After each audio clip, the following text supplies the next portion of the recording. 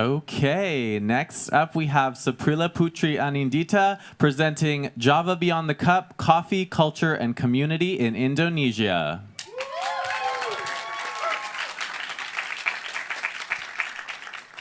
Hello, my name is Saprila. I'm from Indonesia, specifically from Java Island. Okay, give me a plus if you know where Java Island exactly is. Okay, you guys are so smart. You should present something tonight. And for those of you who don't know where Java is, Java located in southern part of Indonesia. It's on the west part of Bali Island. Okay, like some of you maybe didn't know Java but know Bali. Be like, oh, okay. And yeah, in fact, Java Island is the most populated island in the world. Even 56.7% of Indonesian population are there.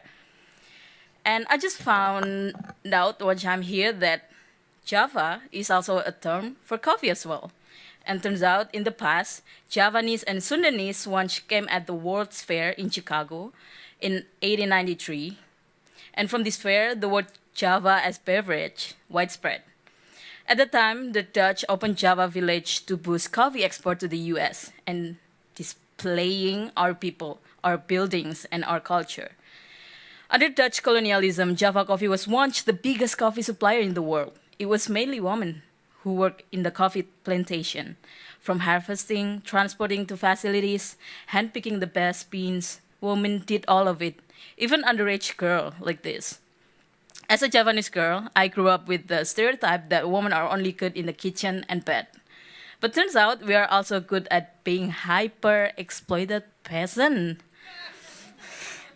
There are 25 buildings in the Java village, including the theater where our music and performances were shown, and a lunchroom to sell a cup of Java coffee and tea.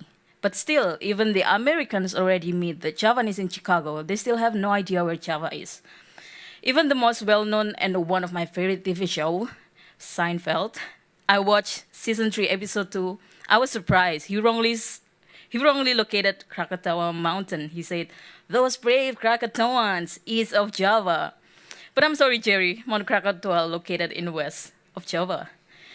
This is also means so far for Americans, Java was an abstract idea, not a real place. And what a shame not a lot of people here knew that the word Java as coffee originally refers to my island, especially New Yorkers. You guys are obsessed with coffee. As if you're not a functional human being if you haven't had your morning coffee yet. Some of you can talk, work, or think if caffeine is not yet injected into your bloodstream. I mean, is this how big cities treat their people? Giving them dreams to hustle and then never let them to sleep? Besides New Yorker endless love for coffee, they love this dish too. It's pad thai from Thailand. And me too. I'm more loyal to Thai restaurant. It's cheaper than Indonesian restaurant. Right? Yeah, my Indonesian friends verified it. And yeah, maybe I'm a bad Indonesian, but I'm not bad at math. But how Thailand could make their restaurants so reliable and cheap and widely known, even making people immediately refer pad thai to the country, which is something that Java as coffee needs. Turns out what Thailand did was a strategic movement called gastrodiplomacy. The Thai government started the Global Thai Program in 2002, which 22 years ago, supporting Thai entrepreneurs to open restaurants overseas by setting up policies to give easy access to loans, importing products, and hiring Thai chefs. Indonesia started gastrodiplomacy recently in 2021 called Indonesia Spice Up the World. I'm to open more restaurants overseas and export more spices. But why export something new when we have coffee all along?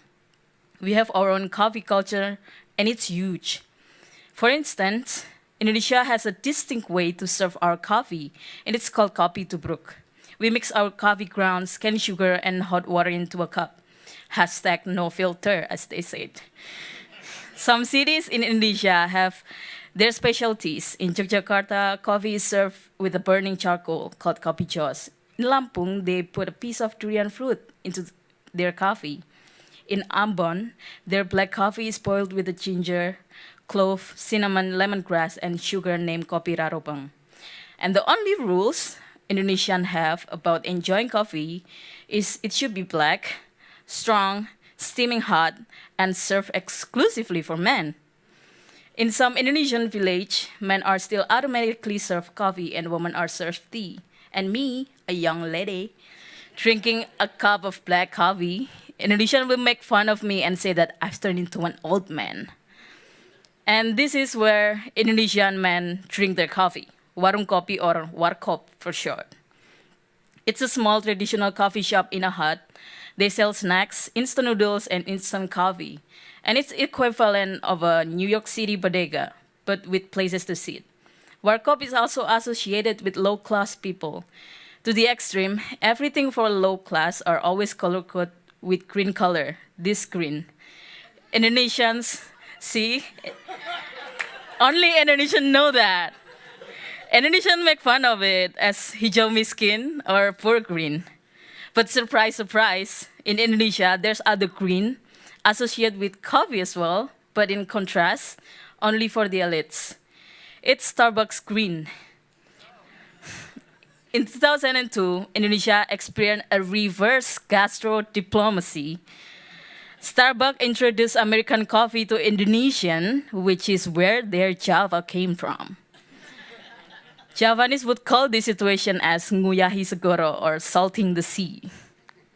Starbucks opened their first shop at one of the prestigious mall in Jakarta, Plaza Indonesia. Starbucks was really exclusive back then. Many local entrepreneurs began opening their own affordable coffee shop to give an alternative option for people who can afford Starbucks, but at the same time, they want to experience the same level of comfort as Starbucks. These entrepreneurs will start their business from their garage, house, or an abandoned building. Also, in a way, creates a middle ground between the high-end coffee brand and Warkop. The good side from the local coffee shop is now Indonesian women could drink coffee too. And yes, black one as well.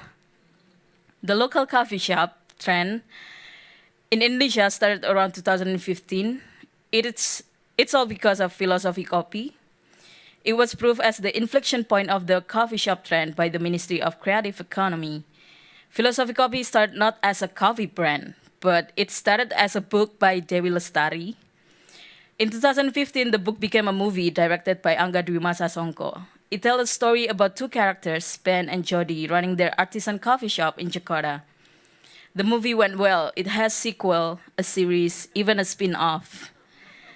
In one of his interviews, Angga Sasongko shares, during Philosophy Coffee first movie, he did a promotional roadshow. He went to a city outside Jakarta and struggled to find a local coffee shop, but not warung kopi. 2 years later, in the same exact city, to promote the sequel of the movie, he found that at least 300 coffee shops had opened. What Philosophy Coffee, Starbucks, and local coffee shop offer is actually not only coffee, but also an experience. Alan Lupton called this as experience economy. A coffee shop could simulate desires, from the smells, sounds, and social activities around it. It is a crafted theatrical move within an environment to sell a simple commodity, a cup of coffee. If Starbucks came to Indonesia only for the elites, Java Coffee came to the US with the honesty of Javanese and Sundanese people in a full immersive cultural experience at the World's Fair in Chicago. The exhibition went well for the Dutch. Java Village ended as the most profitable within Mid-Flight Plaza exhibitor. And the number of Java Coffee export after the expo are increasing too.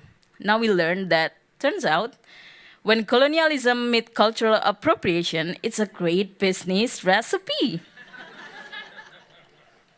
The visitors drew conclusions from the exhibit that Javanese are calm, relaxed, even content. They were amazed by Javanese way of living and reviewed Java Village as one of the most genuine exhibits and nicknaming us as the Pearl of the East. For Indonesian, coffee is a moment of slowing down. We have another cultural expression, urip mong mampir ngombe, translates life is a stop to grab a drink, which also means Our existence on this earth is a brief stop to drink and then leave. I think New Yorkers need to experience that in their coffee routine. I hope after this, when you drink your coffee, especially Java coffee, you will think about my people and treat your coffee as a moment to stop and relax. A cup of coffee won't disturb whatever you're chasing now. If it's meant for you, it will be there for you. If you have any question or response, please feel free to reach out. My name is Saprila. Thank you. Congratulations, Saprila.